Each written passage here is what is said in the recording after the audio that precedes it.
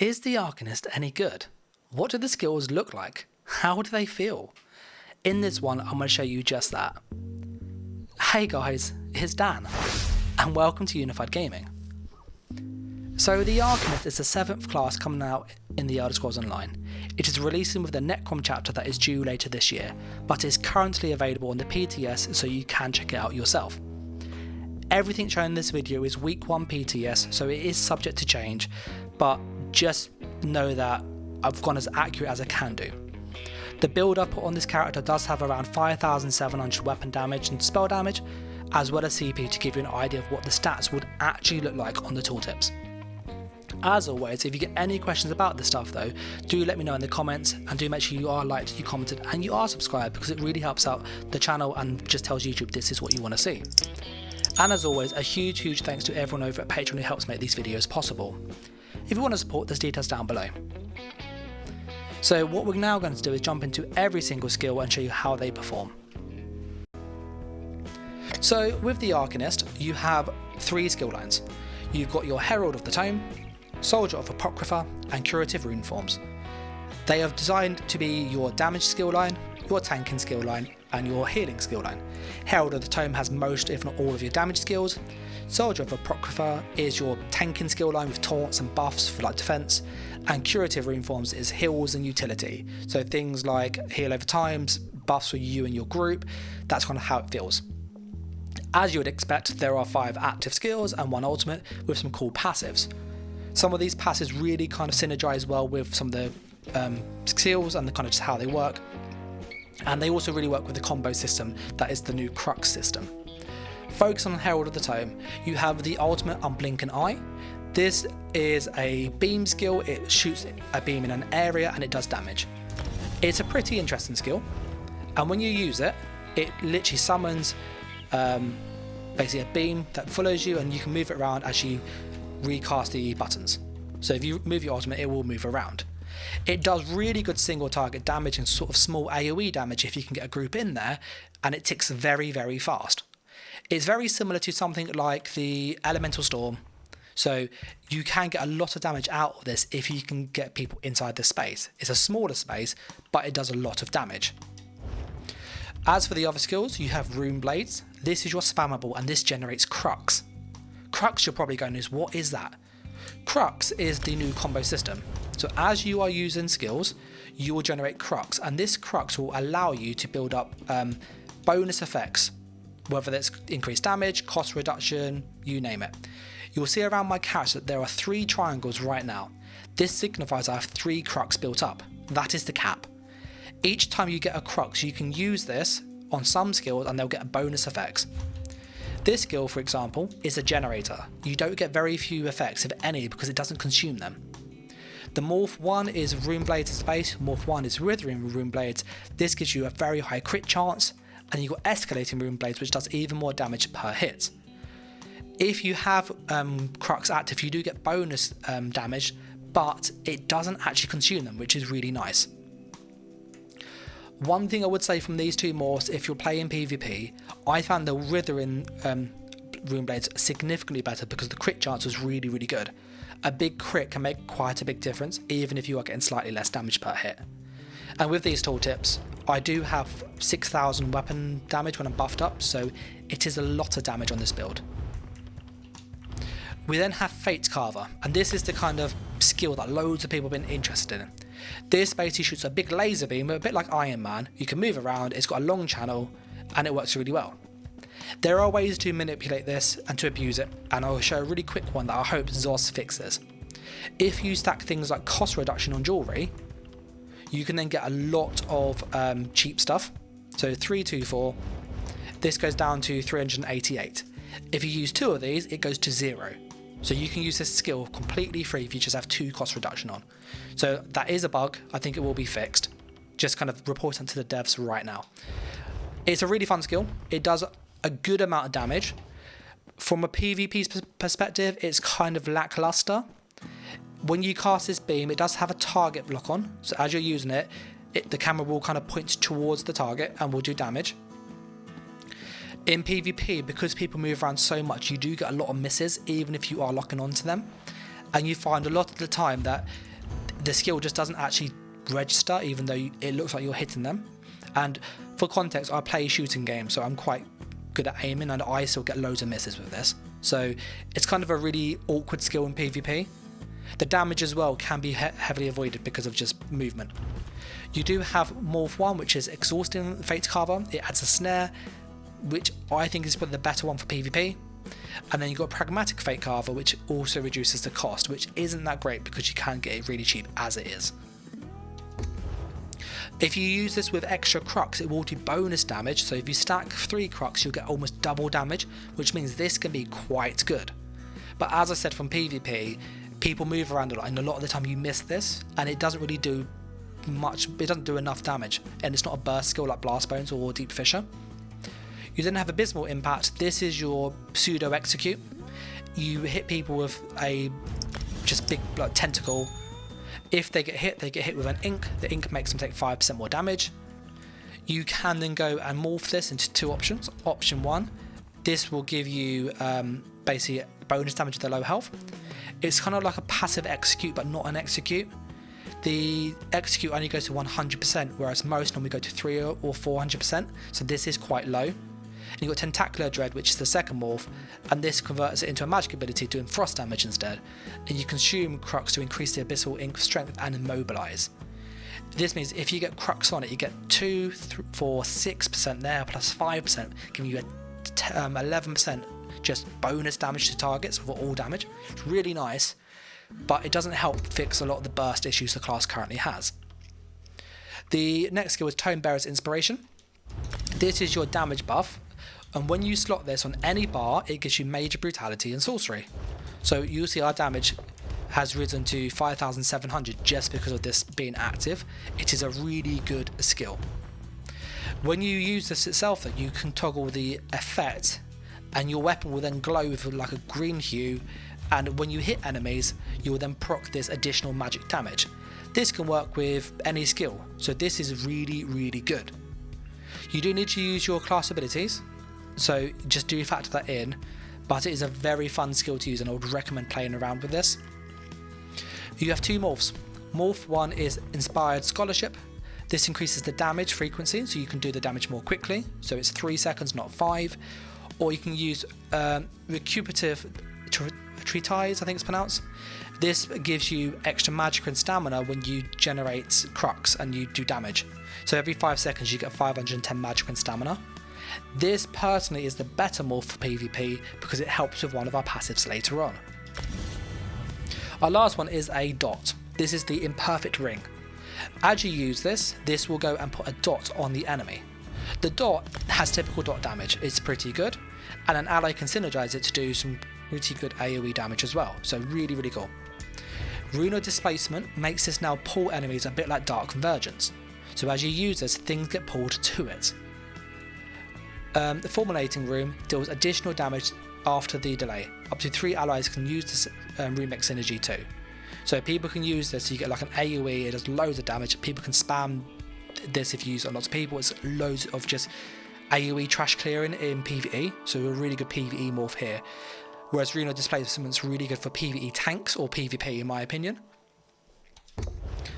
What does it look like? When you actually use this skill, you put a debuff on the enemy, which is really, really big. So when we go up to our little dummy up here, as you hit it, it's got a massive circle around it, and that's kind of the radius of it, so it's pretty big, and then anybody who stands near it will then take damage. You can stack this on multiple targets, so then they all take the damage, which is really good. And then if you want to morph it to the Rune of Displacement, there is a delay with the pull, but it is really good. So if you go and use this, you can cast on an enemy, similar animation, and then it pulls them in. So it's like charge, charge, charge, charge, charge, pull them in. So again, really cool way to kind of just crowd control people, especially in PvP. As for the passives, you have Fated Fortune. This will give you extra crit damage, which is great, and crit healing. It goes 6% and then 12%. This does only give you it when you have Crux either spent or gained. In most cases, this has been up 100% of the time for me, so this is a really good passive. You then have Harnessed Quintessence, which is a really weird passive. If you get 2 points into this, you get 5% weapon and spell damage when you get magical or stamina back. Now, the only way to get magical or stamina back, it has to be not regeneration. So potions will give it. Sets like Engine Guardian will proc this, but it's really hard to proc otherwise. I mentioned earlier about Cubative Treatise, I think it's pronounced. This gives you magicka and stamina back, and this does proc this passive. So you'll see at the moment that we have currently 5,700 damage. We put this on, our damage hasn't changed. If we hit an enemy and we then do damage, we can then get some resources back, and it will go up in a second. Let me use a skill, and that's 5,900 damage. So you do get that bonus damage, and the more you stack your base weapon and spell damage, the more you can get out of this passive. It really feels a bit like Clever Alchemist, in that you need to kind of use this carefully. You either build around getting this skill into your skill bar, the kind of damage buff that heals you, or you go along the lines of using potions to proc this passive. The third passive, is Psychic Liaison. This will increase the damage of status effects by 7% and 15% respectively. It is underwhelming compared to other dot passives in my opinion. And then you have Splintered Secrets, which gives you penetration based on the number of skills on the bar. If you get a full bar worth, it's almost 6,000 penetration, which is huge. And a lot of these skills are pretty good for PvP. I do question Fate's cover, however. As for the tanking skill line, we have Soldier of Apocrypha. You've got Gibbering Shield. This is your ultimate. When you put this on yourself, you will summon a massive ball of energy around you. This will absorb any incoming damage, and then it will reflect some of that damage after the durations run out to any enemy nearby. It's kind of like the Sun Shield from the Templar as an ultimate version. The shield is huge and it does a lot of damage. I've been able to get the shield to about 70,000 when it's fully morphed and buffed up. You could go with Sanctum of the Abyssal. This will give you increased shield size, which then means you can get slightly more damage if you fill it up. Or Gibbering Shelter, it doesn't do damage, but it gives people shields nearby, so a bit like Barrier if you think of that. Quite a good one, and it can give it every second, so this is really, really good, especially for PvP. You then have Runic Jolt. This is the first active skill. This is basically a taunt that you can put on somebody. You do need to aim at a target, and then when you aim at the target, it will put it on them and now taunt it and hit with main. So it's a hard taunt, pretty standard, but pretty good. So if you think of how can I taunt people at range, imagine something like using the Destruction Staff Clench. This can kind of do the same thing with the ice version, but is now, it's a class skill. It also has a bit of damage, and it does reduce your damage taken by 2% per crux active. Morph 1 Runic Sunder converts it to stamina and it reduces armor, so it's a debuff skill. And Runic Embrace, you heal yourself and apply lifesteal. The heal you get is pretty low, it's only about 2-3k with 30,000 health, so it's not huge. And you do get lifesteal, which isn't great, so this is kind of more PvE stuff in my opinion. You have Rune Spike Ward. This is your damage shield. You get a shield that's 7,600, it scales with max health. And the first time you're hit, the shield does hit people back. So if you imagine something like Living Dark or the Dragonite Volatile Armor, it's a bit like that. Or if you fought anybody using Harbinger, it's a bit like that too. You hit them, you get hurt yourself. It's only a one hit back though. And you can consume Crux to heal yourself for 2.5k health, scaling off the max health per Crux spent. As you use this, you've got two morphs. Morph 1 will give you Crux to refund the cost, up to 63% reduction, which is great. And Impervious Rune Ward, which is the second morph, increases the shield size for the first second massively. So it goes from being a 7,600 shield to a 15,000 shield. So it's kind of like Hardened Ward for 1 second. It's not as good as Hardened Ward in my opinion, but this is much more viable. For PvP, I would recommend using Impervious Rune Ward. It's kind of like your emergency burst heal. If you're low health, you just spam this and you've got a big heal, in effect for like a big shield to kind of get you out of trouble, to give you a bit of breathing room. You then have Fate Woven Armor. This will go and give you your armor buff. If enemies hit you, they get minor breach, so penetration. You have Crux Weaver and Unbreakable Fate. Unbreakable Fate increases your block mitigation, and you can also use Crux to push it further. It's kind of like Bound Armaments, or Bound Aegis, sorry, but not as good. And you got Crux Weaver, which is a better one. It generates Crux when you get hit. This is really good because it's a good way to go and keep your Crux and stuff up, which then gives you extra passives with other skills, and you can amplify your other skills further. Runic Defense is a buff that you can use. It gives you and your allies minor resolve and minor protection. If you go below 50% health, it will also give you some healing, so about 7k heal, and this does consume the minor protection though. If you do get below 50% health, it only procs if you are hit. That does count with dots though, and any status effects too. So as long as you take any damage below half health, this heal will proc. You can spam this as well. Morph 1 is Rune Guard of Still Waters, and it immobilises nearby enemies. And Morph 2 is Rune Guard of Freedom. This gives you crowd immunity when you use this, so if you get the heal, you're CC immune for 6 seconds with a 30-second cooldown. This is really, really powerful as it stops people bursting you in PvP, and is one of the better morphs in my opinion. So I would recommend using this one here. The skill looks a bit like this, so we'll chuck it on our bar. You do a big circle around you, and then you get the buff. What is quite nice is that this is an area, and you can give the allies this too. So it's a pretty flexible skill. You then have Rune of Eldritch Horror. This rune is basically your stun. So when you hit this on somebody, it's a light rune cage, they can't dodge it. It also applies minor vulnerability, increasing the damage taken. When you use this, you have Morph 1 and Morph 2. Morph 1 is Rune of Uncanny Adoration. This snares and charms the target, which means they walk to you when they get stunned. They can CC break this, and this is a really fun skill to use. The way in which they stun works is that they get stunned, they walk to where you were when you casted it and they got stunned. So if you move, they don't follow where your player goes going forward. And Rune of Colourless Pool gives minor brittle, which increases their crit damage taken. If you are using this against monsters, you then get longer stuns and paralysis, which is quite cool. But yeah, for PvP, I think the Uncanny Adoration is quite a fun one to use, just to mess around with at least. But they're both pretty good skills. As for the passives, you have got 4 once more. Aegis of the Unseen. This increases your armor. While a Soldier of Apocrypha ability is on you, you get bonus armor. This is active almost all of the time, so you can become quite tanky with an Arcanist with very little effort. Passive 2 is Wellspring of the Abyss.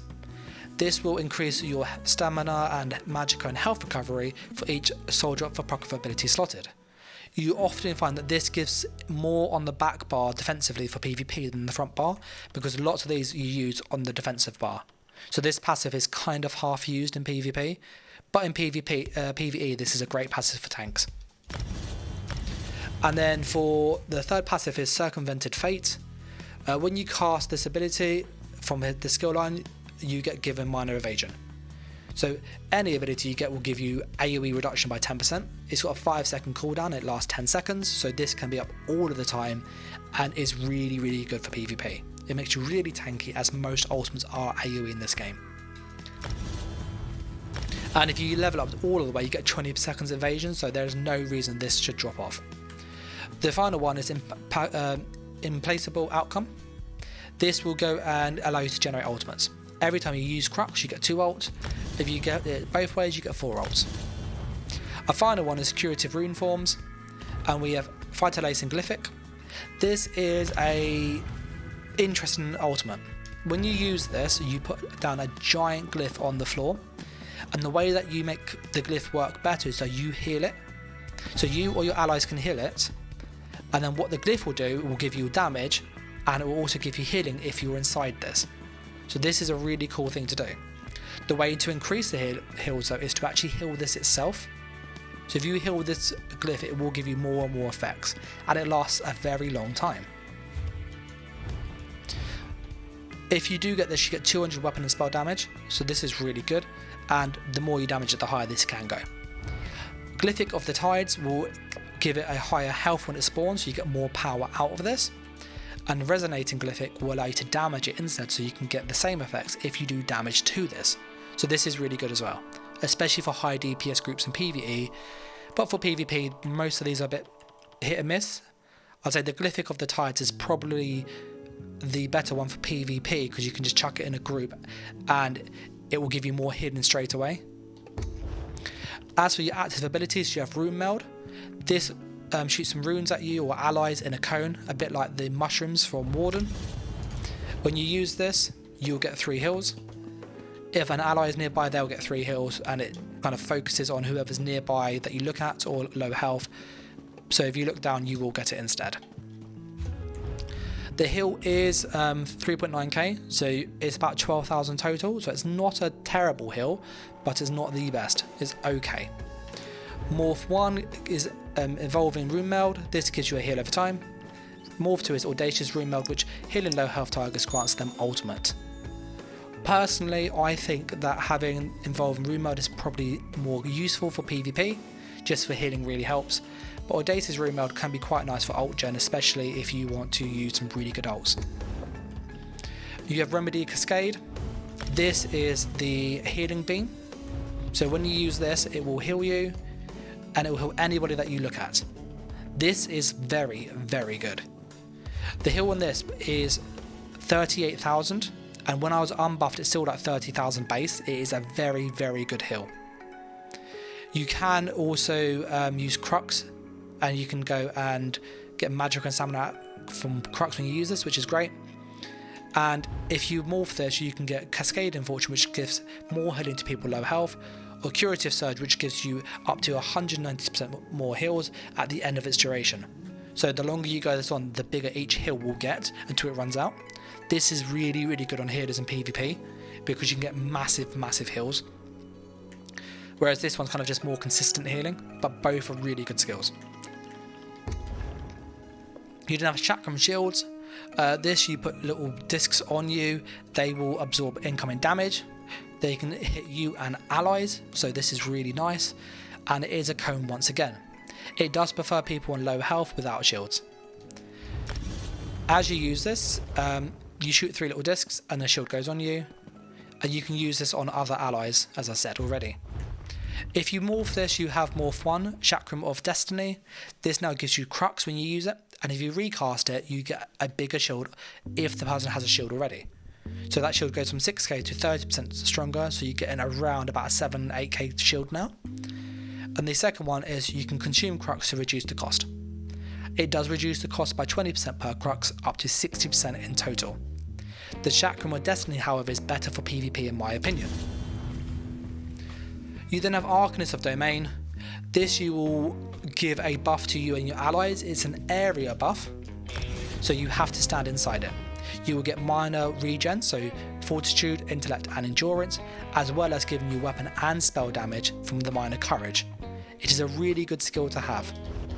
When you cast it, it looks like this, so it's a massive AoE on the floor. But if you leave this AoE, you lose the buff. So when I'm inside here, I get all of the effects down here, but as soon as I leave it, those effects, do disappear. Now you have 2 morphs for this skill. Morph 1 is Zene's Empowering Disc. The effects last on you and your allies for when you leave it. So as you cast this, you can get this effect for 7 seconds. Or the second one is Reconstructive Domain, which gives you a heal over time.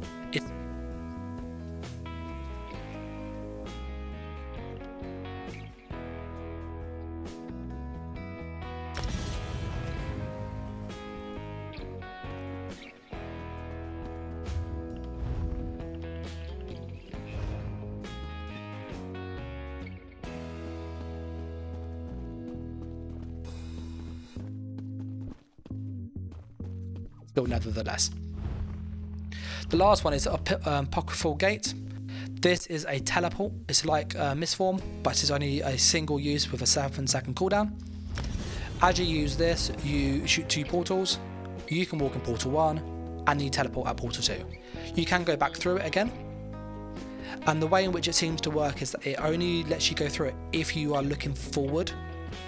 So if I'm looking like this way and walk sideways, it's not letting me use it. I have to kind of have both in like my sight. So long as I can see the other portal, it will work, but I can't use it because I can't see it. So there is some nuance to this. So as long as I can see the other one, I can use it. But there is like a bit of awkwardness to it. As with this, you can use this on elevation to go up and down elevation. And it is a little bit finicky to get it to go on keep walls and stuff, which it doesn't really do that well. So if you're thinking of teleporting onto a keep wall, I don't think that will be an intended mechanic and will be changed. You have 2 morphs. Morph 1 is fleet-footed gate. This gives you movement speed, like major expedition, sorry. So 30% movement speed for 4 seconds. And then passive between worlds lets allies use this so they can teleport too. This skill is a fun skill to use, but it's very limited because when you use it, you have a 7-second cooldown, so I can't use it again. So if you think of something like Streak, where you could use it multiple times in a row, you can't do that. So there is some real limitations with this. So just do kind of factor that in, and I think, in all honesty, I don't see it being used massively. As for the passives, you have 4 again.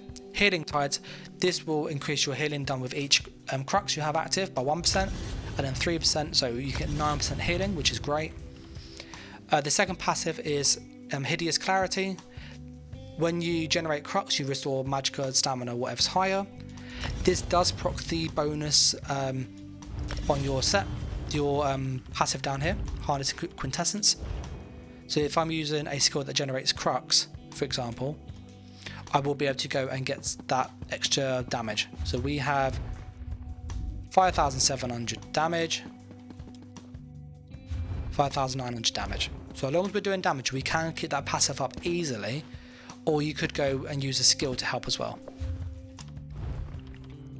You then have Addition. This increases your magic and stamina recovery. It's by 9% and then 18%. This is a very good passive. And then Intricate Rune Forms. Your status as a Illuminous reduces the cost and increases the strength of your shields by 5% and 10%. So your shields can be bigger, but they're not massive in my opinion. So that's kind of all of the skills and what they do and what they look like. If you get any questions about the skills and whether they are usable or not, then let me know down below. But I'm going to wrap this one up here. So I'm going to say a huge thanks for watching, and as always, a massive thanks to everyone on Patreon. Take care guys, and bye.